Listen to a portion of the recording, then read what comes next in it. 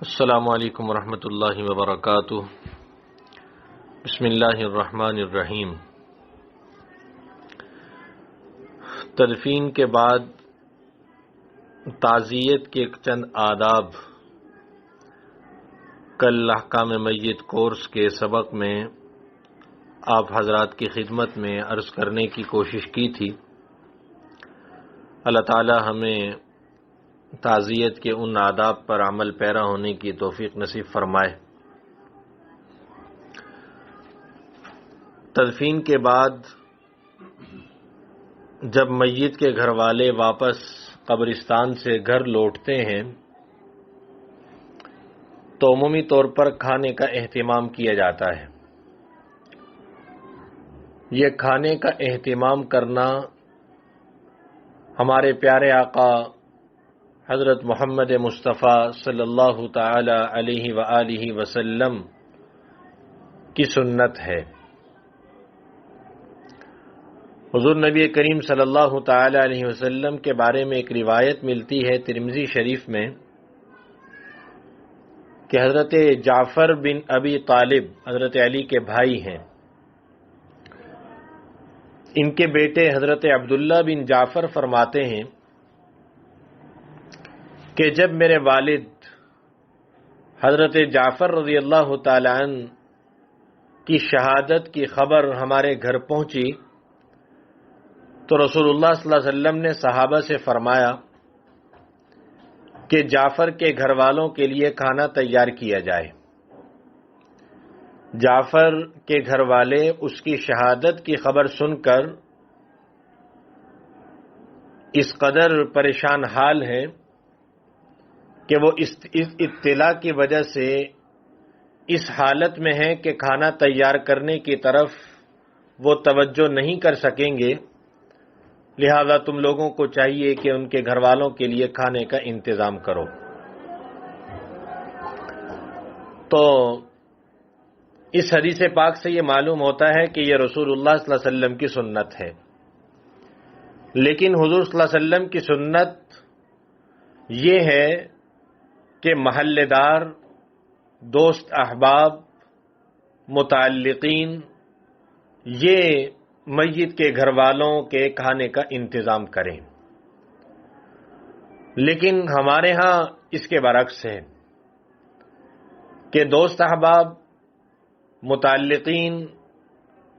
محلے دار اور رشتہ دار یہ سب آ کر میت کے گھر موجود ہوتے ہیں، اور بہت سی جگہوں پر میت کے گھر والوں کی جانب سے دعوت کا اہتمام کیا جاتا ہے۔ تو یہ انتہائی بری بات ہے،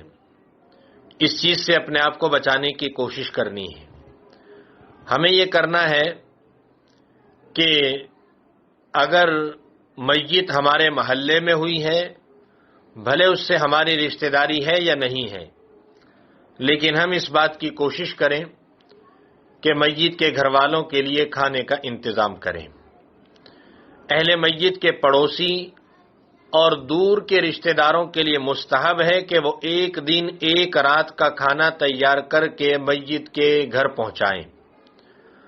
اور اگر وہ غم کی وجہ سے نہ کھاتے ہوں تو فقہا نے لکھا ہے کہ اصرار کر کر ان کو کھلانا یہ بھی بہتر ہے، کہ اگر وہ نہ کھاتے ہوں تو اصرار کریں اور انہیں کھلانے کی کوشش کریں۔ اور میت کے گھر والوں کے ساتھ ساتھ وہ لوگ جو میت کی تجہیز و تکفین اور تدفین میں شریک رہے ہیں، مصروف رہے ہیں، اور وہ کھانے کا انتظام نہیں کر پائے،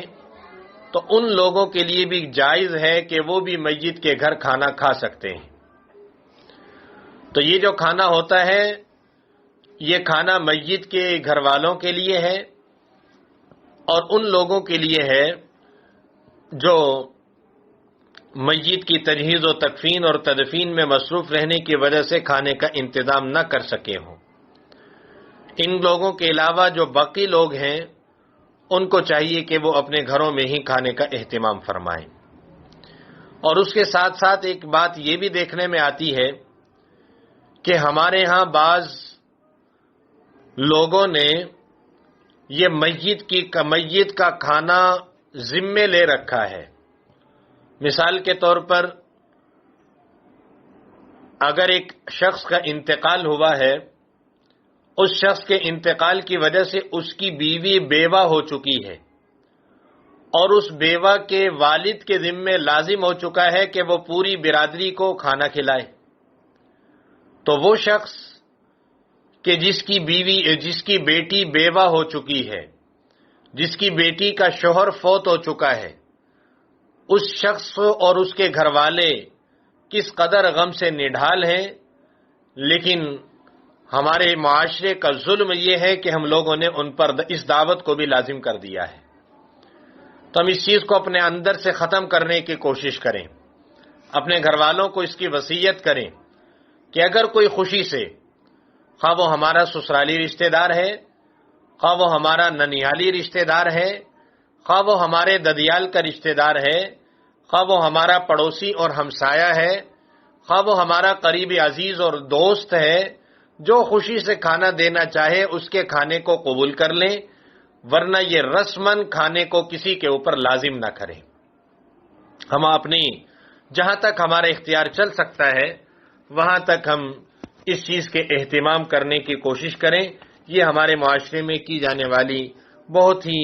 اہم چیز ہے جس کی طرف عمومی طور پر توجہ نہیں دی جاتی۔ قریبی رشتہ دار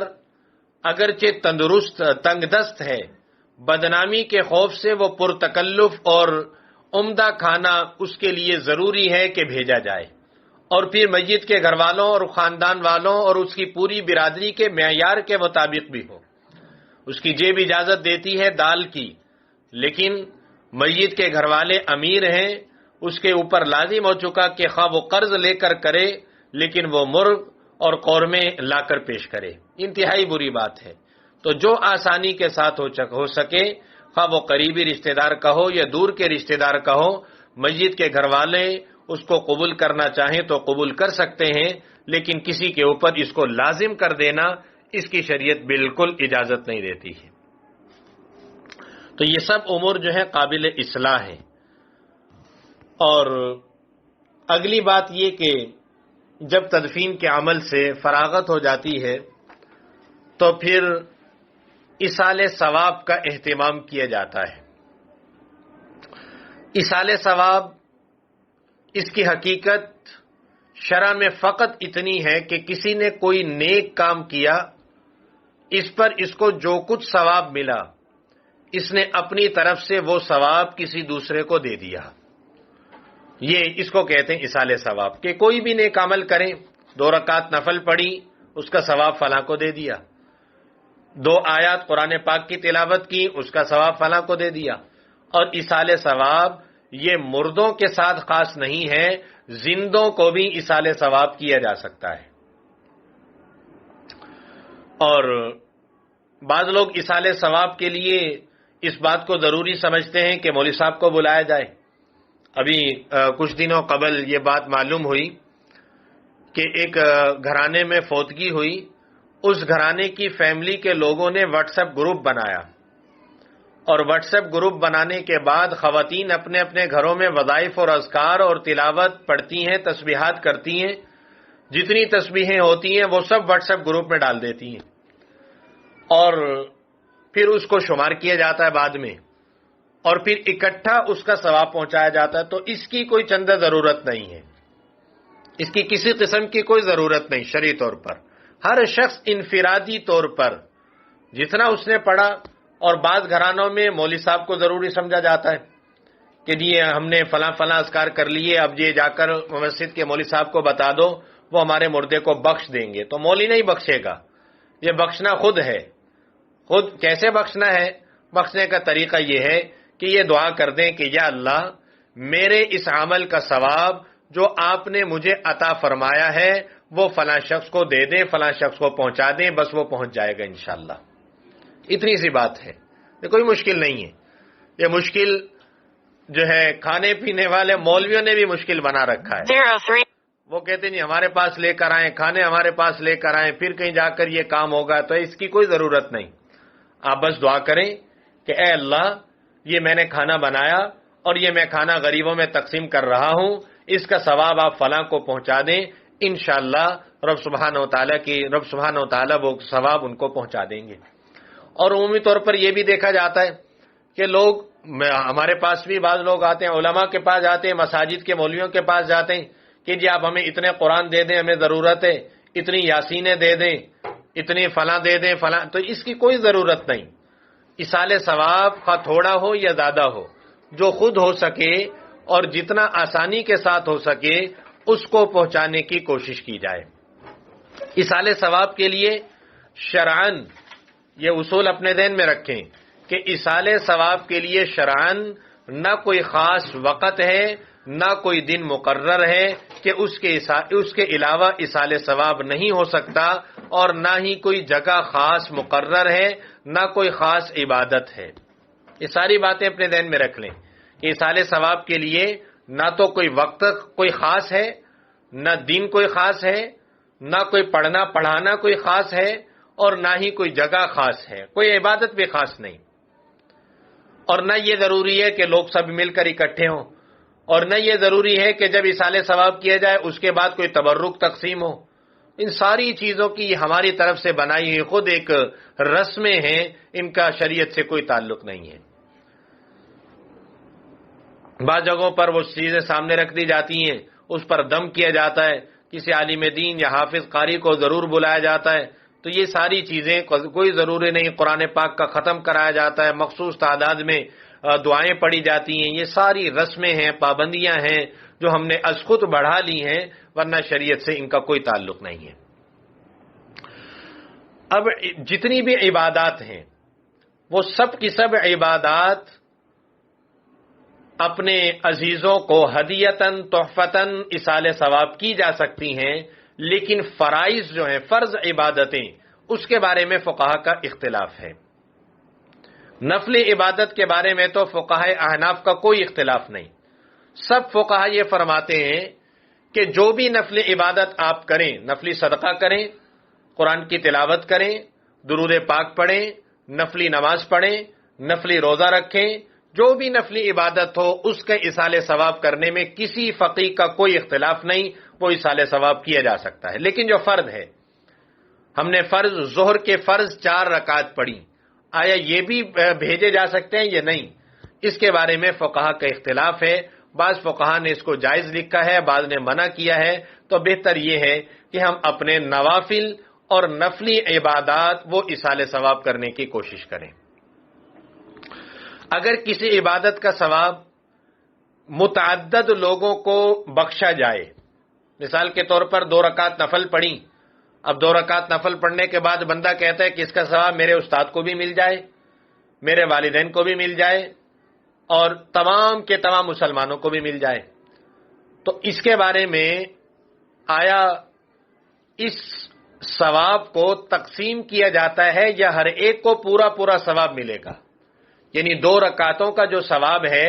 وہ اگر ہم نے 10 لوگوں کو پہنچایا، آیا یہ 2 رکعتوں کا ثواب 10 لوگوں میں تقسیم ہوگا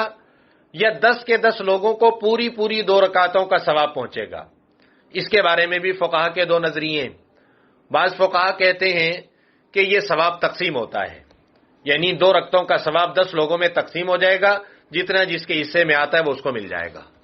اور ایک فقہا کی جماعت یہ بھی کہتی ہے کہ نہیں، ایسا نہیں ہے، بلکہ پورے 2 رکعتوں کا ثواب، یعنی اس نے پڑھی 2 رکعتیں، لیکن اللہ سبحانہ و تعالیٰ اس کی ان 2 رکعتوں کو 20 رکعتیں کر دیں گے، اور یہ 20 رکعتیں 10 لوگوں کو اس کا ثواب پہنچ جائے گا۔ اور اس میں راجح بھی بات یہی ہے کہ اللہ کی رحمت اور اللہ تعالیٰ کی صفت رحمان کے وسیع ہونے کا اشارہ یہی ہے کہ اللہ تعالیٰ وہ 2 رکعتوں کا ثواب تقسیم نہیں فرمائیں گے، بلکہ ہر ایک کو پورا اجر پہنچایا جاتا ہے۔ اور دوسری بات یہ بھی سن لیں، بعض لوگ اس میں کنجوسی کرتے ہیں ایصال ثواب کرنے میں۔ ایصال ثواب کرنے والا جب ایصال ثواب کرتا ہے تو جس کو اس نے ایصال ثواب کیا ہے اس کو بھی پورا اجر ملتا ہے، اور جس نے ثواب پہنچایا اس کو بھی پورا ملتا ہے۔ ایسا نہیں کہ ہمارے نام اعمال میں اس میں کوئی نیکی نہیں لکھی جائے گی، یہ سارا بس اسی کو مل جائے گا، اس کو بھی پورا اللہ دیں گے، اور ایصال ثواب کرنے والے کو بھی پورا دیں گے۔ بعض لوگ ایصال ثواب کو مکروہ کہتے ہیں نہیں وَلَا تَزِرُ وَازِرَةٌ وِزْرَ أُخْرَىٰ، کہ ہر آدمی قیامت کے دن اپنا ہی بوجھ اٹھائے گا، کوئی کسی کا بوجھ نہیں اٹھا سکتا۔ تو اس بارے میں اپنے ذہن میں یہ بات ملحوظ رکھیں کہ یہ جو بات ہے کہ ہر آدمی اپنا بوجھ اٹھائے گا، کوئی کسی دوسرے کا بوجھ نہیں اٹھا سکتا، اس سے مراد ایمان کا بوجھ ہے کہ اگر کسی دل کے اندر کسی کے پاس ایمان نہیں ہے، لَيْسَ لِلْإِنسَانِ إِلَّا مَا سَعَىٰ، کہتے ہیں انسان کو وہی ملے گا قیامت میں جو اس نے کوشش کی ہے۔ تو اس کوشش سے مراد اس کے ایمان ہے کہ اگر اس کے پاس ایمان ہے تو پھر تو دوسرے لوگوں کے نفلی عبادتوں کا اس کو فائدہ پہنچ سکتا ہے۔ اگر اس کے پاس ایمان نہیں ہے تو دوسرے لوگوں کی عبادات کا فائدہ اس کو نہیں پہنچ سکتا۔ عبادات کا فائدہ اس وقت پہنچے گا جب ایمان دل کے اندر ہوگا۔ اگر ایمان نہیں تو حضرت نوح علیہ السلام کا بیٹا ہے، لیکن حضرت نوح علیہ السلام کی عبادات سے اس کو کوئی فائدہ نہیں پہنچ پایا ہے۔ لیکن بعض لوگوں کی جانب سے ہمارے بعض مسلمان بھائی بھی وہ ایصال ثواب کو ناجائز کہتے ہیں، حالانکہ ایصال ثواب ناجائز نہیں ہے، ایصال ثواب بالکل جائز ہے، حدیث پاک سے اس کا ثبوت ملتا ہے۔ بخاری شریف کی روایت ہے، حضرت عبداللہ ابن عباس رضی اللہ تعالیٰ عنہ فرماتے ہیں کہ سعد بن عبادہ رضی اللہ تعالیٰ عنہ کی والدہ محترمہ کا انتقال ہوا۔ جب ان کے والدہ انتقال کر گئی اس وقت یہ گھر میں موجود نہیں تھے، سفر پر تھے، اور سفر کون سا تھا؟ صحابہ اپنے حضور کے ساتھ تشریف لے جاتے تھے۔ تو سعد بن عبادہ رضی اللہ تعالیٰ عنہ حضور صلی اللہ تعالیٰ علیہ وسلم کے ساتھ ایک سفر پر تھے کہ واپسی پر اطلاع ملی کہ سفر کے دوران ان کی والدہ کا انتقال ہو گیا۔ حضرت سعد بن عبادہ رضی اللہ تعالیٰ عنہ رسول اللہ صلی اللہ علیہ وسلم کی خدمت میں حاضر ہوئے، عرض کیا یا رسول اللہ، میری عدم موجودگی میں میری والدہ کا انتقال ہو گیا، اگر میں ان کی طرف سے صدقہ کروں تو کیا وہ ان کے لیے فائدہ مند ہوگا؟ یعنی میرے صدقے کرنے کا ثواب کیا ان تک پہنچ جائے گا؟ تو حضور نے فرمایا کہ ہاں ضرور پہنچے گا۔ تو انہوں نے عرض کیا تو میں آپ کو گواہ بنا کر کہتا ہوں کہ اپنا باغ میں نے اپنی والدہ کے لیے صدقہ کر دیا۔ جو میرا باغ ہے اس باغ کی جتنی آمدنی ہے وہ سب فقراء کے لیے ہے، اور یہ فقراء کو دینے کا جو اجر اور ثواب اللہ میرے نام اعمال میں لکھیں گے، یہ سب کا سب ثواب میں نے اپنے مرحومہ والدہ کو ہدیہ کر دیا ہے، یہ ثواب ان تک پہنچے گا۔ اور یا رسول اللہ، میں اس ہدیہ کرنے پر آپ کو گواہ بناتا ہوں، آپ گواہ رہیے کہ میں نے یہ سب اپنی والدہ کے لیے ایصال ثواب کر دیا ہے۔ لیکن ایصال ثواب کے اندر ایک بات اپنے ذہن میں یہ بھی رکھیں، جیسے میں نے پہلے عرض کی کہ ایصال ثواب کے لیے کوئی جگہ مقرر نہیں، ایصال ثواب کے لیے کوئی وقت مقرر نہیں۔ یہ جو تیجا، 40واں، 10واں، 20واں کیا جاتا ہے، یہ سب بدعت ہے، اس کا شریعت سے کوئی تعلق نہیں ہے۔ بغیر وقت کو مقرر کیے اگر کوئی عبادت کر سکیں، جتنی عبادت کر سکیں اتنی عبادت ہمیں کر لینی چاہیے۔ لیکن اس کو ضروری سمجھنا ہوتا کیا ہے؟ عمومی طور پر یہاں تک دیکھنے میں آتا ہے کہ اگر کوئی عزیز اپنے گھر بیٹھ کر پورا قرآن پڑھ کر میت کو ثواب پہنچا دے تو اہل میت ہرگز راضی نہیں ہوتے، نہ آنے کی شکایت باقی رہتی ہے، اور یہاں آ کر اس ایصال ثواب کی مجلس میں آ کر تھوڑی دیر بیٹھا رہے اور کوئی ہیلا بہانہ بنا کر چلا جائے تو پھر انسان شکایت سے بچ جاتا ہے۔ اور یہی چل رہا ہے ہماری برادریوں میں کہ اگر وہاں پر آ کر بیٹھ جائیں، حاضری لگوا دیں، منہ دکھا دیں، سلام کر لیں، افسوس کر لیں، کچھ پڑھیں بھلے نہ پڑھیں، اور کوئی بہانہ بنا کر، کوئی ہیلا بہانہ بنا کر، کوئی اپنا کام اس کے سامنے کر یا ویسے ہی وہاں پر بیٹھ کر گپ شپ کر کے چلا جائے تو لوگ اس سے خوش ہو جاتے ہیں کہ جی ہماری قلخانی میں آیا تھا، ہماری والدہ کے ایصال ثواب کی مجلس میں یہ آیا تھا۔ اور اگر کوئی گھر بیٹھ کر یہ کہے کہ میں آ نہیں سکا لیکن میں نے گھر میں بیٹھ کر آپ کی والدہ کو ایک قرآن کا ثواب پہنچایا ہے، لیکن ہماری شکایت باقی رہے گی کہ آپ کو آنا چاہیے تھا، آپ آئے کیوں نہیں ہیں؟ تو یہ بہت غلط بات ہے۔ ان قیدوں کو ختم کرنا ہے، ان شرطوں اور پابندیوں کو ختم کرنا ہے، یہ سب بدعت اور ناجائز ہے۔ اور عمومی طور پر ایک بات یہ بھی اب دیکھنے میں آ رہی ہے، ہمارے وہ خاندان اور وہ فیملیز کہ جو ان چیزوں کو اب بدعت سمجھنے لگے ہیں، لیکن انہوں نے بھی اپنے راستے خود تلاش کر لیے۔ اب وہ 10واں 20واں 40واں تو ختم کر دیا، لیکن جمعرات کے سسٹم انہوں نے شروع کر دیا ہے۔ اب وہ یہ ہوتا ہے کہ جی ہر ہفتے کو سب خواتین اکٹھی ہوں گی، اور جو خاتون اس مجلس میں نہ آئے اس پر اعتراضات کیے جاتے ہیں، اس کا برا منایا جاتا ہے۔ تو اس چیز کو بھی ختم کرنے کی ضرورت ہے، ان چیزوں کو اپنے اندر سے ختم کریں۔ ہاں، اگر بغیر کسی قید کے چند لوگ اکٹھے ہو جائیں، بغیر کسی وقت کو مقرر کیے، ایسا نہیں کہ اس کو ثواب نہ سمجھیں، دوسرے دن اکٹھے ہونے کو ثواب نہ سمجھیں، اس کو شریعت کا نام نہ دیں، سنت کا نام نہ دیں۔ سنت کہیں گے تو بدعت ہو جائے گی، حالانکہ ہمارے نبی کا تو یہ کوئی خاص طریقہ نہیں۔ ہاں، سنت قرار دیے بغیر اگر خواتین اکٹھی ہو جاتی ہیں، مرد حضرات اکٹھے ہو جاتے ہیں اور وہ اس کو پابندی نہیں سمجھتے، خوشی سے آ جائیں ٹھیک ہے، نہ آئے تب بھی ٹھیک ہے، اور اس کے اندر پھر دعوت کا اہتمام نہ ہو، عمومی طور پر پھر اس کے بعد کھانا پلانا ہوتا ہے، اور کھانا پلانے میں کے بارے میں یہ بات ذہن میں رکھیں کہ اگر میت کے ورثاء میں سے کوئی وارث نابالغ ہے تو میت کے گھر کی اس دعوت کا کھانا عام مسلمانوں پر، جب وہ نابالغ بچہ میت کے ورثاء میں شامل ہو جاتا ہے تو اس وقت میت کے گھر والوں کی اس دعوت کو قبول کرنا عام مسلمانوں کے لیے حرام ہے، حرام ہے، کہ اس کے وارثوں کا حق ہے، وہ میت کی طرف سے نہیں ہے۔ اور عمومی طور پر ہوتا یہی ہے کہ جب اصالہ ثواب کی مجلس ہوتی ہے اس کے بعد پھر کھانا پیش کیا جاتا ہے، اس کے بعد چاول تقسیم کیے جاتے ہیں، اس کے بعد تبرک تقسیم کیا جاتا ہے، تو یہ اس چیز سے اپنے آپ کو بچانا چاہیے۔ ہاں، اگر میت کے سب ورثاء بالغ ہیں اور سب ورثاء اپنی خوشی سے کوئی چیز کھلانا چاہیں تو اس کو کھا لینا چاہیے، لیکن بہتر یہی ہے کہ ایسی دعوتوں سے بچنا چاہیے، کیونکہ دعوتیں خوشی کے موقع پر تو اچھی لگتی ہیں، غم اور صدمے کے موقع پر دعوتوں کا ہونا یہ کوئی سمجھ میں آنے والی، عقل میں بھی آنے والی بات نہیں ہے۔ شریعت تو بعد میں ہے، انسان کی عقل میں بھی یہ بات نہیں آتی ہے کہ ایک گھر میں فوتگی کا موقع ہے اور وہاں پر دعوتیں کی جا رہی ہوں، وہاں پر قلخانی کے موقع پر دعوت کی جا رہی ہو۔ تو یہ جو 4 ہفتے ہیں جو خواتین کی جانب سے مقرر ہیں کہ جی 4 ہفتے بیان ہوگا، 4 ہفتے ہر جمعرات کا دن خاص نہ کریں، کوئی بھی دن ہو جائے،